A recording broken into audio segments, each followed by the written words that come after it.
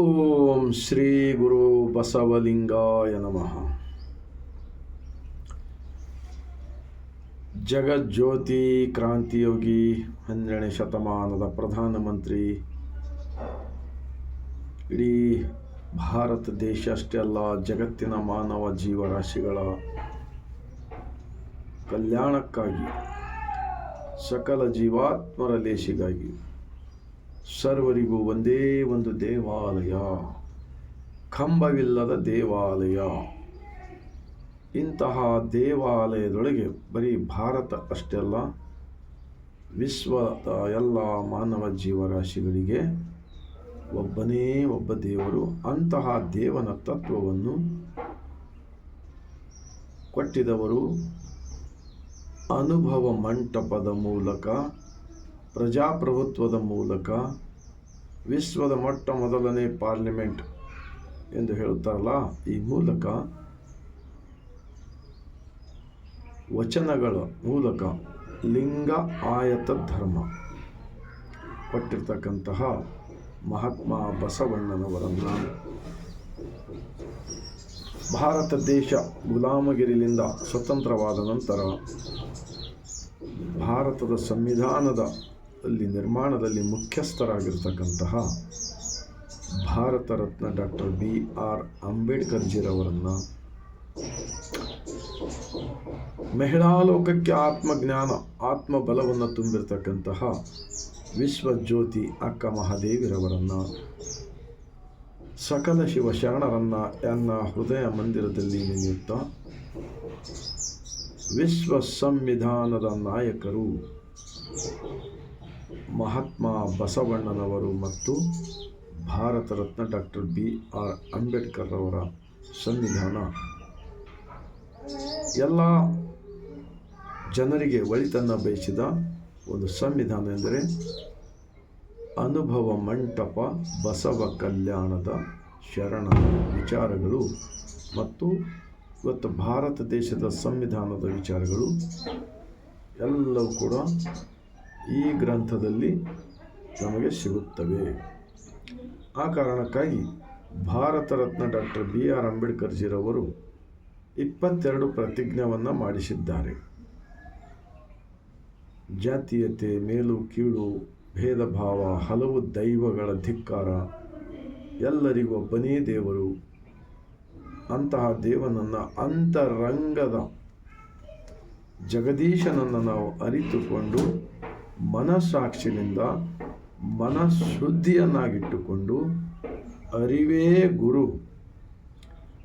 ದೇಹವೇ ದೇವಸ್ಥಾನ, ಕಾಯಕವೇ ಕೈಲಾಸ, ಈ ಸತ್ಯವನ್ನು ಜಗತ್ತಿನಲ್ಲಿ ಯಾರಾದರೂ ಕೊಟ್ಟಿದ್ದೇ ಆದರೆ ಅದು ನಾವು ಮಹಾತ್ಮ ಬಸವಣ್ಣನವರನ್ನು ಗೌರವಿಸಬೇಕಾಗಿದೆ. ಅಂತಹ ಮಹಾತ್ಮ ಬಸವಣ್ಣನವರು ಮತ್ತು ಶರಣರು ಕೊಟ್ಟಿದ್ದಾರೆ. ವಿಶ್ವ ಸಂವಿಧಾನದ ವಚನಗಳು. ಇವಾಗ ಒಂದು ಮಹಾತ್ಮ ಬಸವಣ್ಣನವರ ವಚನ. ಇವತ್ತೇನು ನಾವು ಕೇಳ್ತಾ ಇದ್ದೀವಲ್ಲ, ಪದೇ ಪದೇ ನಾನು ಹೇಳ್ತಾ ಇರ್ತೀನಿ, 23 ಭಾಷೆಯಲ್ಲಿ ಈ ವಚನ ಗ್ರಂಥಗಳು ಬಂದಿವೆ. ಯಾವುದೇ ರಾಜ್ಯ ಇರಲಿ, ಭಾರತ ದೇಶದ ರಾಜಕಾರಣಿಗಳಾದವರು, ಧರ್ಮದ ಬೋಧನೆ ಮಾಡ್ತಕ್ಕಂಥವರಲ್ಲಿ ವಿನಂತಿ, ವಚನದ ಆಧಾರದ ಮೇಲೆ ಚರ್ಚೆ ಮಾಡಿದರೆ ಆವಾಗ ಅಜ್ಞಾನದ ಕಸವನ್ನು ತೆಗೆದುಹಾಕಲು ಬರುತ್ತದೆ, ವಿಜ್ಞಾನದ ಗ್ರಂಥವನ್ನು ಅರಿತುಕೊಂಡು ಬದುಕಲು ಬರುತ್ತದೆ. ಅದು ಮಾನವೀಯತೆಯ ಸಲುವಾಗಿ. ಇವಾಗ ಒಂದು ಬಸವಣ್ಣನವರ ವಚನ.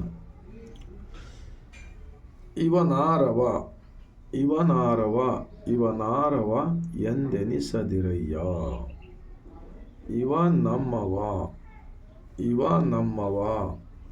ನಮ್ಮವನೇ ಎಂದೆನಿಸಯ್ಯ, ಕೂಡಲ ಸಂಗಮ ದೇವ ನಿಮ್ಮ ಮಹಾಮನೆಯ ಮಗನೆಂದೆನಿಸಯ್ಯ.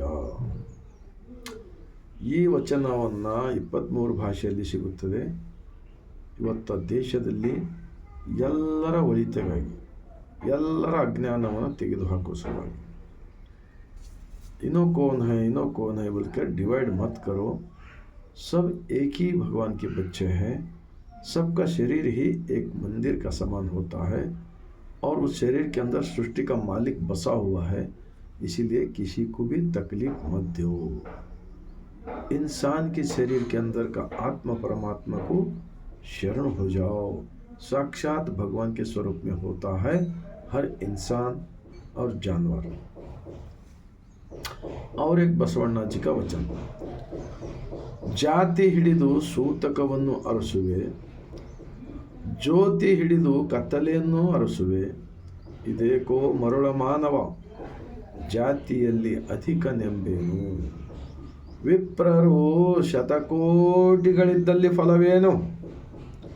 ವಿಪ್ರರು ಶತಕೋಟಿಗಳಿದ್ದಲ್ಲಿ ಫಲವೇನು? ಭಕ್ತ ಶಿರೋಮಣಿ ಎಂಬುದು ವಚನ. ನಮ್ಮ ಕೂಡಲ ಸಂಗನ ಶರಣರ ಪಾದ, ನಮ್ಮ ಕೂಡಲ ಸಂಗನ ಶರಣರ ಪಾದ ಪರುಷ ನಂಬು, ಕೆಡಬೇಡ ಮಾನವ, ಕೆಡಬೇಡ ಮಾನವ. जात पात ऊंच नीच भेद भाव का कचरा निकालो निकालो निकालो, निकाल कर फेंको और इंसानियत का काम करो। अगर एक अंधेरे के कमरे में एक दीप लगाए तो क्या अंधेरा रहेगा क्या? कोई बड़ा कौन छोटा, सब एक समान पैदा होकर आए। हम बाद में यहाँ पर कुछ स्वार्थी लोगों ने देश को बर्बाद करने का काम किया।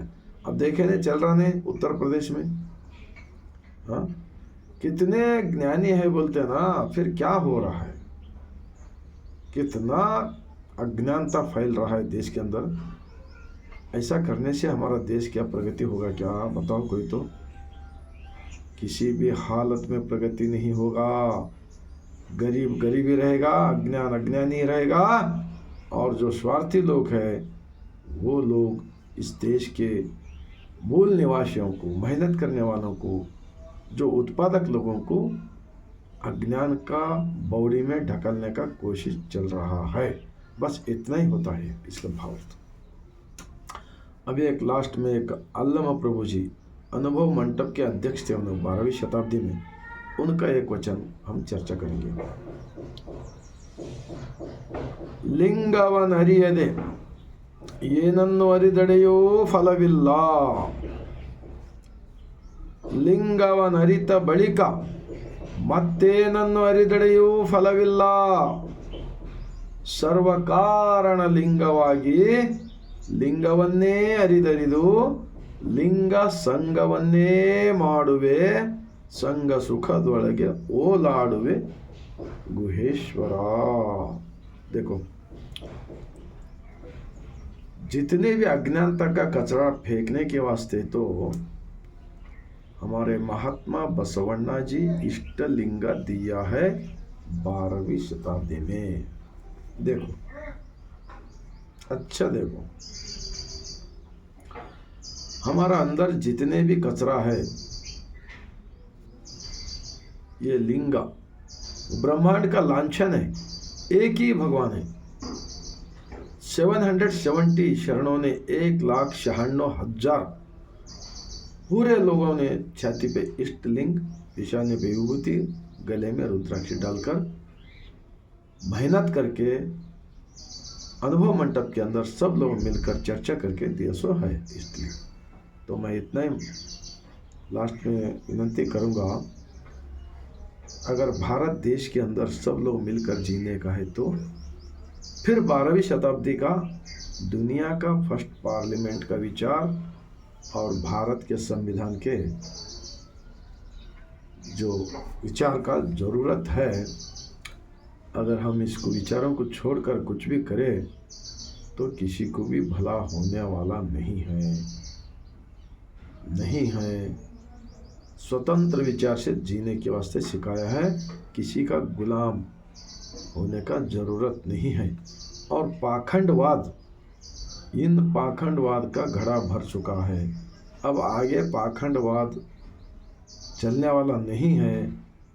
अगर वो पाखंडवाद को पीछे जो पड़ेगा, अंधभक्ति के पीछे, उन्हों कुछ भी उनका कुटुंब के फैमिली के अंदर उनके आगे के बच्चों को एक गुलामगिरी के अंदर ढकलना पड़ता है। इस गुलामगिरी से बाहर आने के लिए बसव कल्याण के अनुभव मंडप दुनिया के फर्स्ट पार्लियामेंट का वचन का किताब पढ़िए और सोचिए। हमारा अज्ञानता का कचरा निकालने के वास्ते मैं इतना विनंती करते हुए भारत देश के अंदर रहने वाले 145 करोड़ जनता को ये जो वीडियो मैं बनाया हूँ, हम जितना दिन जिंदा रहेंगे उतना दिन हमारा भारत के पूरे लोग मिलकर खुशी से जीने का वो सपना मैं देख रहा हूँ। 25 साल से शरणों का विचार में प्रचार में हूँ।